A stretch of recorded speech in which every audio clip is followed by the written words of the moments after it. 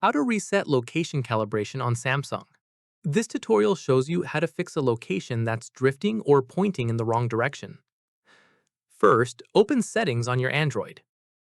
After that, tap on Location from the list. Let me show you.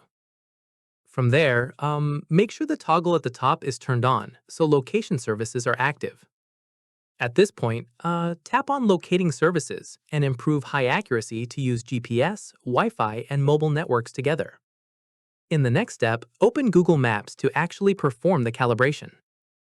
Following this, tap on the blue dot showing your current location. Once done, tap on Calibrate if you see a low accuracy message appear. From here, move your phone slowly in a figure-8 motion as instructed on screen. At this stage, repeat the motion a few times until the compass accuracy shows as high. Keep in mind, calibration mainly fixes compass direction, so persistent location drift may also need Wi-Fi and Bluetooth scanning turned on in location settings. Finally, tap Done once the calibration is complete to return to your normal map view. And that's it. If this guide helped you reset location calibration on Samsung, give it a like, subscribe for more Android tutorials, and tap the bell icon for updates. See you in the next one.